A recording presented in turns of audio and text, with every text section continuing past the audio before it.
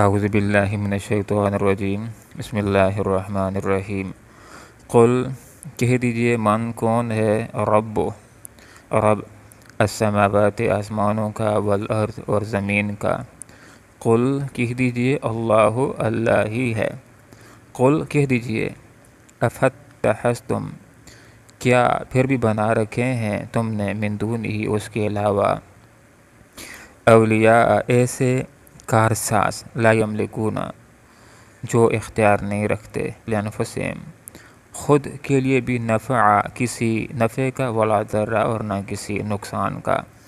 قل کہہ دیجئے حل یستوی کیا برابر ہو سکتا ہے الاعمی اندھا والبصیر اور دیکھنے والا ام حل یا کہیں تستوی الظلمات برابر ہو سکتے ہیں اندھیرے والنور اور روشنی ام جعلوا کیا ٹھہرا رکھے ہیں انہوں نے للہ اللہ کے شرکاء شریک خلقو جنہوں نے پیدا کیا ہے کچھ کا حلقی ہی اس کے پیدا کرنے کی طرح فتشابہ جس کی وجہ سے مشتبہ ہو گیا الخلق تخلیق کا معاملہ علیہم ان پر قل کہہ دیجئے اللہ تعالی خالق و پیدا کرنے والا ہے کل شیء ہر ایک چیز کو وہ اور وہ ہے الواحد یکتا القہار اور زبردست۔ آیت بینہ کے اندر توحید کا اس بات بیان کیا گیا ہے اور شرک کا ابطال بیان کیا گیا ہے۔ آپ صلی اللہ علیہ وسلم سے ارشاد فرمایا گیا کہ اے آپ صلی اللہ علیہ وسلم ان لوگوں سے ان مشرکین کے سامنے یہ بات کہہ دیجئے کہ جو اللہ کے علاوہ اوروں کو بھی اللہ کی بندگی کے اندر شریک سمجھتے ہیں ان سے ذرا یہ سوال کیجئے کہ آیا وہ کون ذات ہے کہ جس نے زمین کو بنایا، جس نے آسمانوں کو بنایا۔ اگرچہ مشرکین کا دل اس بات کی گواہی دیتا ہے کہ زمین و آسمان کے بنانے کے اندر ان کے بتوں کا کچھ ہاتھ بھی نہیں ہے،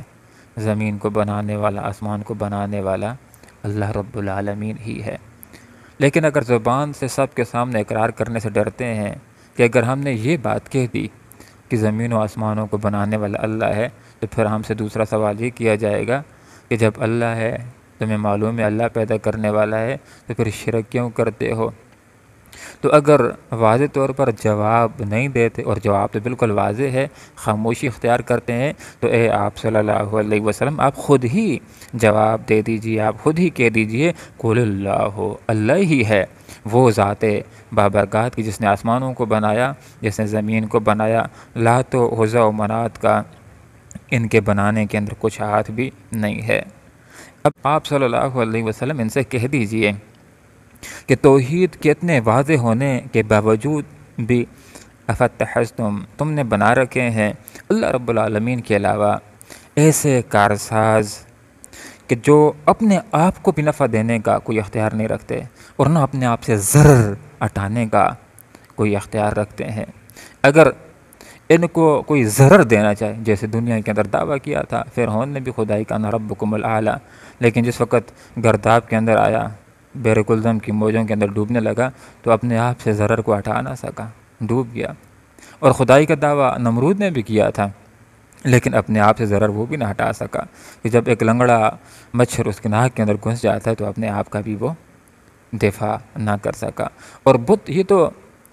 کسی کام کے نہیں ہیں، یہ اپنے آپ سے ضرر کہاں ہٹا سکیں گے۔ حضرت ابراہیم علیہ السلام بت خانے کے اندر چلے جاتے ہیں اور کلہڑے کے ساتھ کسی کا کان توڑ دیتے ہیں، کسی کی ناک توڑ دیتے ہیں، سب کی ہڈی پسلی ایک کر دیتے ہیں، وہ بڑے بت کے کندھے کے اوپر کلہڑا رکھ کر کے آ جاتے ہیں، وہ اپنا دفاع نہیں کر سکے۔ تو یہاں پر اللہ رب العالمین نے ارشاد فرما دیا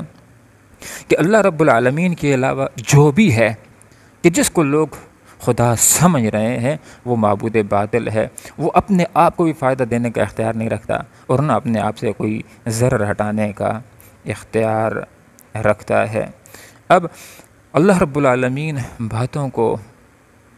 مشکل ترین باتوں کو بھی اتنی پیاری مثالوں کے ساتھ اللہ تعالیٰ سمجھاتا ہے کہ بات سمجھ آ جاتی ہے۔ ایک طرف ایک موحد انسان ہے، توحید پرست، اور دوسری طرف ایک مشرک انسان ہے۔ اب ان دونوں کے اندر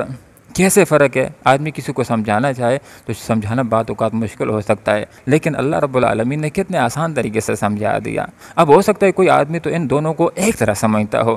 کہ موحد توحید پرست اور مشرک دونوں ایک طرح ہے۔ اب اللہ رب العالمین نے سوال کیا، ذرا غور کیجئے، کتنا پیارا انداز ہے سمجھانے کا۔ فرمایا اے آپ صلی اللہ علیہ وسلم ان سے یہ سوال کیجئے کہ کیا اندھا اور دیکھنے والا برابر ہو سکتے ہیں؟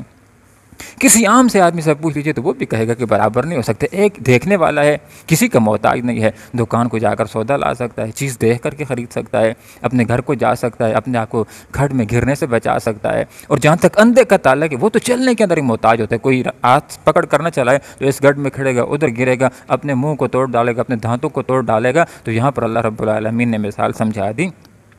کہ جس طرح اندھا اور دیکھنے والا برابر نہیں، اسی طرح موحد اور مشرک برابر نہیں۔ جو موحد ہے اس کی مثال دیکھنے والے کی طرح ہے، جس طرح آنکھوں والا راستے کے اوپر چلا جاتا ہے، کامیابی کے ساتھ اپنا سفر کر لیتا ہے، تو یہ موحد آدمی کا، توحید پرست انسان کا سفر کامیابی کے ساتھ ہوتا ہے۔ اور جہاں تک مشرک کا تعلق ہے، اس کی مثال اندھے کی طرح ہے۔ جس طرح اندھا آدمی کبھی ادھر گرتا ہے، کبھی ادھر منہ مارتا ہے، اسی طرح یہ مشرک بھی اپنے آپ کو بہت زیادہ ذلیل اور خوار کرتا ہے۔ اب اور کیجیے دوسرا، اللہ رب العالمین نے کتنے پیارے انداز میں سمجھا دیا۔ ہو سکتا ہے ویسے کسی کو سمجھانا مشکل ہوتا کہ شرک کے اندر اور توحید کے اندر فرق کیا ہے۔ اللہ رب العالمین نے فرما دیا، ان سے سوال کیجئے کہ کیا اندھیرے اور روشنی برابر ہیں؟ کوئی بھی برابر نہیں، آپس میں الٹ ہیں۔ اندھیرا اور چیز ہے اور روشنی اور چیز ہے۔ جس طرح اندھیرا اور روشنی آپس میں برابر نہیں، اسی طرح توحید اور شرک آپس میں برابر نہیں۔ کوئی ان کو برابر اور ایک سمجھتا ہے تو یہ اس کی غلط فہمی ہے، کیا اندھیرا اور روشنی برابر ہے؟ نہیں۔ تو توحید کی مثال روشنی سے دی گئی ہے۔ یہ روشنی ہوتی ہے، سب کچھ نظر آتا ہے، آسانی کے ساتھ آدمی چل سکتا ہے، ہر چیز کو نظر آتی ہے۔ توحید کے اندر رب کی رضا آسانی کے ساتھ انسان کو مل سکتی ہے، جنت کا راستہ آسانی کے ساتھ انسان تلاش کر سکتا ہے، اور توحید ہی کا راستہ جہنم سے انسان کو دور کرنے کے لیے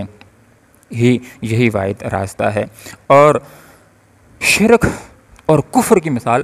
اندھیرے کے ساتھ دی گئی ہے کہ اندھیرا جس کے اندر کچھ نظر نہیں آتا، ادھر گر جائے گا ادھر گر جائے گا۔ یہ کافر انسان بھی اسی طرح ناکامیوں کے اندر ٹامک ٹوئیاں لگاتے ہوئے جاتا ہے۔ یہ مشرک بھی اسی طرح، یہ شرک کے اندر اختہ انسان بھی اسی طرح ہے، جس طرح ایک انسان اندھیرے میں جس کو کچھ نظر نہیں آتا، ادھر گر جائے گا ادھر گر جائے گا، ناکامی کے ساتھ اس کا سفر جاری ہوگا۔ جس طرح اندھیرا اور روشنی برابر نہیں، اسی طرح توحید اور شرک برابر نہیں ہے۔ توحید کا راستہ کامیابی کا راستہ ہے۔ کیا پھر بھی انہوں نے بنا رکھے ہیں اللہ رب العالمین کے ساتھ شریک،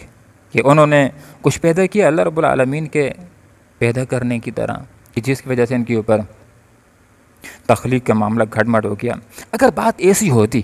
کہ اس کائنات کے اندر کچھ چیزیں ایسی ہوتی جو رب کائنات نے بنائی ہوتی اور کچھ چیزیں ایسی ہوتی جو ان کے خداؤں نے بنائی ہوتی، تو پھر تو یہ پریشانی آدمی کے لیے ہو سکتی تھی، پتہ نہیں کون سی چیز اللہ نے بنائی اور کون سی انہوں نے بنائی ہے۔ حالانکہ ایسی بات نہیں ہے، سب کچھ اللہ بنانے والا ہے، اور ان کا دل خود گواہی دیتا ہے کہ ان کے بت تو ایک مکھی نہیں بنا سکتے، مکھی کا پر نہیں بنا سکتے، بلکہ مکھی ان سے کھانا لے کر کے اڑ جائے تو اس سے اپنے کھانے کو یہ بچا نہیں سکتے، اس کو محفوظ نہیں کر سکتے۔ تو یہاں پر فرما دیا گیا کہ قل اللہ ہی خالق و بنانے والا، پیدا کرنے والا، کل شیء ہر چیز کو بنانے والا اللہ تعالیٰ ہے، وہ اور وہ الواحد یکتا ہے، القہار زبردست ہے۔ آج جو آیات ہم نے پڑھی ان کا خلاصہ یہ ہے کہ زمین و آسمانوں کو بنانے والا اللہ تعالیٰ ہے، اس کے علاوہ کسی اور نے نہیں بنایا۔ اور دوسری بات ہم نے یہ سمجھی کہ اللہ کو چھوڑ کر اگر کسی نے کسی اور کو اپنا الہ سمجھ رکھا ہے، معبود سمجھ رکھا ہے، تو وہ بالکل معبود کمزور ہے، عبث ہے، باطل ہے، وہ اپنے آپ کو بھی فائدہ دینے کا کوئی اختیار نہیں رکھتا، اور نہ اپنے آپ سے ذرہ ہٹانے کا کوئی طاقت اور اختیار رکھتا ہے۔ تیسری بات آج کے سبق کے اندر جو ہم نے سیکھی اور سمجھی وہ یہ کہ موحد اور مشرک آپس میں برابر نہیں۔ موحد انسان کامیابی کی شاہراہ کے اوپر گامزن انسان ہے، اور اسی طرح جس طرح اندھیرا اور روشنی برابر نہیں، شرک اور توحید بھی برابر نہیں ہے۔ یہ توحید کا راستہ، یہ واحد کامیابی کا راستہ ہے۔ اور آج کے سبق کے اندر ہم نے یہ بھی سمجھا کہ جس طرح اللہ رب العالمین غفور اور رحیم ہے، جو توحید کے راستے کے اوپر چلنے والے ہوں گے ان کے لیے اللہ تعالیٰ بخشنے والا ہے۔ اسی طرح لوگوں کو یہ بات بھی ذہن کے اندر رکھنی چاہیے کہ اللہ قہار بھی ہے، جبار بھی ہے، منتقم بھی، عادل بھی ہے۔ جو مشرک ہیں شرک سے ان کو باز آ جانا چاہیے، وگرنہ اس گناہ کے حوالے سے اللہ تعالیٰ کا یہ اعلان ہے کہ آخرت میں اللہ تعالیٰ جس گناہ گار کو چاہے گا معاف کرنا تو معاف کر دے گا، لیکن شرک کے گناہ کو اللہ تعالیٰ معاف نہیں کرے گا۔ اور اسلام نے، اللہ نے انسان کو اس بات کی امید بھی دلائی ہے کہ موت سے پہلے قیامت سے پہلے انسان جس گناہ کے اندر اختہ کیوں نہ ہو، شرک کا گناہ کیوں نہ ہو، اس سے توبہ کر لے گا، اخلاص قائم کر لے گا تو اللہ رب العالمین اس کو معاف کرے گا۔ اللہ رب العالمین سے دعا کرتے ہیں کہ ہم جن جن گناہوں کے اندر اختہ ہیں اللہ تعالیٰ ان گناہوں سے توبہ کرنے کی توفیق عطا فرمائے اور سچے توحید کے راستے کے اوپر چلنے کی اللہ تعالیٰ ہمیں توفیق عطا فرمائے، آمین۔ وآخر دعوانا ان الحمدللہ رب العالمین۔ قل کہہ دیجئے من کون ہے رب و رب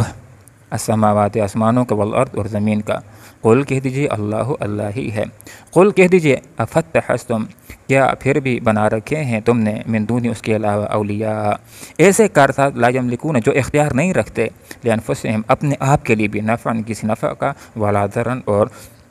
نہ کسی نقصان کا۔ قل کہہ دیجئے حل کیا یستوی برابر ہے الاعمی اندھ والبصیر اور دیکھنے والا، ام حل یا کہیں تستوی الظلمات